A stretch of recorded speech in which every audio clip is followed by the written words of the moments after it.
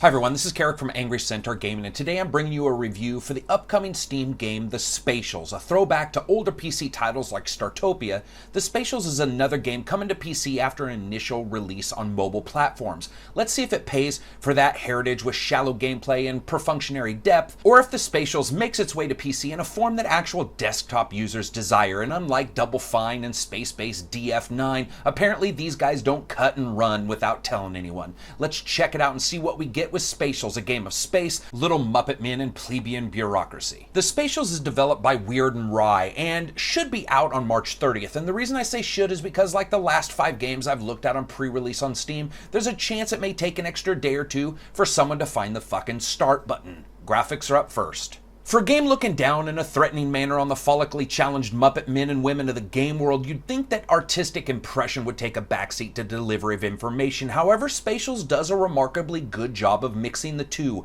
offering a uniquely clean and aesthetically pleasing look, while still informing the gamer that an alien enemy Splurgoth has rendered one of his little spacemen into galactic chum. Imagine Startopia mixed with the smooth-faced Lego people, and after you stop having nightmares, you can understand the game's overall look. The entire title has a clear cartoony look, and whether jumping from planet to planet, accepting a new load of greedy for exploration space travelers to your base, or firing off swirly laser rays at what can only be described as a cross between a rutabaga and a sheep, and you have a fairly awesome looking title, though never really pushing any kind of unique special effects. It's more about the overall style here, and that style seems to work well. Sound, music, and voice. Sound is up first.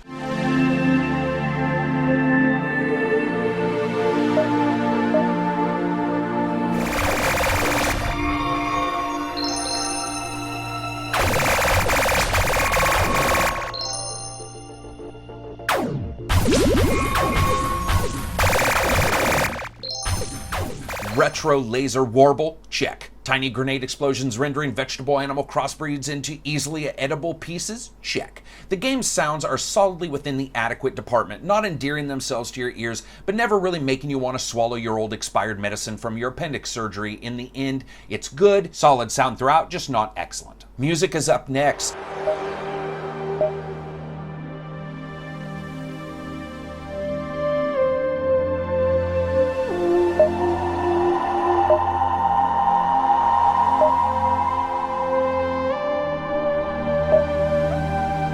You know, the game goes for a Flash Gordon ambient 1980s kind of soundtrack that fits perfectly with the title. The music was genuinely good without breaking the barrier into greatness nor delving down to the limits of most SoundCloud Fruity Loops first-timers. Up next is voice, but since there is none, we're moving on. Gameplay. The game is a two-tiered mixture of creating a space station by using the resource points and money you collect from going on away missions that tell eclectic and epic yarns such as what happens when you eat a bad space bagel and what's it like collecting 2010 space monoliths from easily gullible aliens. On PlanetSide, the game is a fairly fast-paced, isometric game of find the easily identifiable goal by following a glowing arrow and then enter deeply strategic negotiations with the local inhabitants by shooting them in their faces.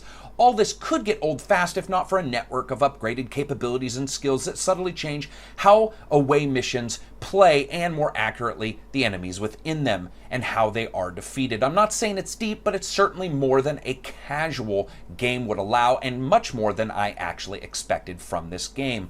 Once you go on away missions, you not only get cash and items from the mission itself, but also sometimes unlock skills, get resource points for unlocking locations in the space station, and also can now take resources from the planet to further forward your little space station into success. And by success, I mean selling useless trinkets to the never-ending line of aliens who want to come and see why Earthlings haven't blown themselves up yet. Now, creating the space station itself is as simple as making hallways and then creating rooms using the proper tiles for whatever items you want to place in the station, like food stands, museums, beds for your peeps to catch up on some sleep, and spaceports and star map cellars. It's all very casual looking, but belies a fairly strategic system of resource management and item queuing to sales booths, as you cannot actually sell from the manufacturing locations themselves, so you need to make a stand to sell them to your visitors. Balancing queues, resources, influx of supplies, and visitors isn't a casual affair at all, and my first base went down like expired sour cream with every single visitor arriving pissed off to no end. Imagine arriving at a zoo with no animals and the owners expect you to be happy watching the plumbers fix the infrastructure, and you get the drift of what my first space station looked like. But since that was so fun, I jumped in again, and my second base fared far better as I learned early on that it's far easier to make something if you have all the resources, sort of like China. And even though my fighters and explorers fared worse because I kept trying to take higher and higher leveled away missions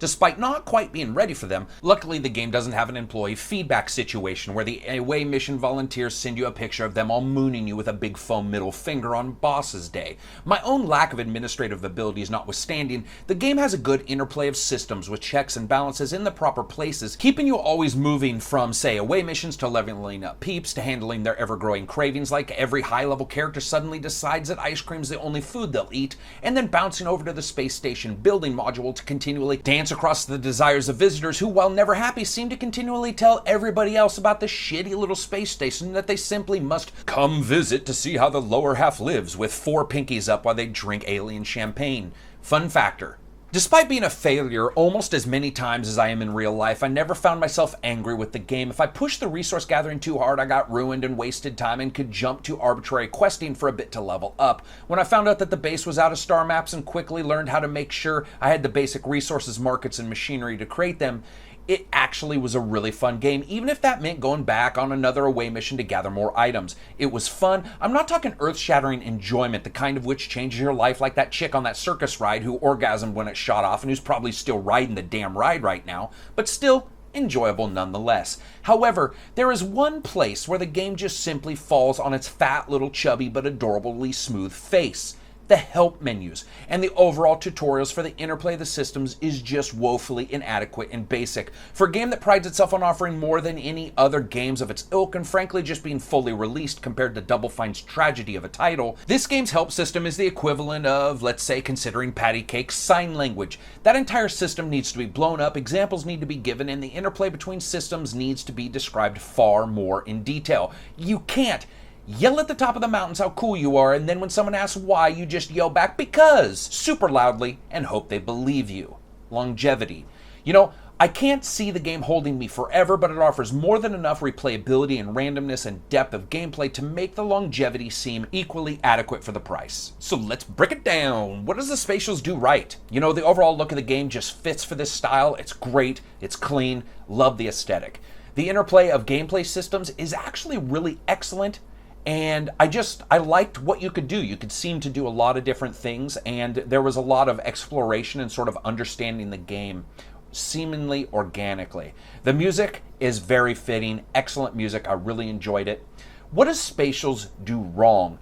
I could have done with a little more clarity in the help menus and the starbase making elements, both of those, basically just in the help system and the overall documentation of the game. I don't think a person should have to go somewhere else to find that, and I think the game really could do with another person whose only job was to go in there, rewrite those help systems, make sure that the tutorials make sense, make sure that they're adequate, make sure that the interplay of systems makes some kind of sense, because a casual game like this, sometimes people aren't going to continue to investigate it if it's not instantly available or at least understandable, and some aspects were not. So I rate games on a buy, wait for sale, rent, or never talk about it again rating scale. This is a buy if you like these kind of games, of course. I enjoyed it. The game offered more than enough gameplay and interaction for the $10 it costs, and damned if I didn't get attached to some of my little Muppets as they took my away missions one after the other, despite me getting them almost always killed every time like Picard. It was great.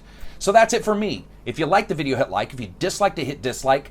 Maybe subscribe if you can. If you get a chance, share the video, tell other people, check out our Twitter. Peace out.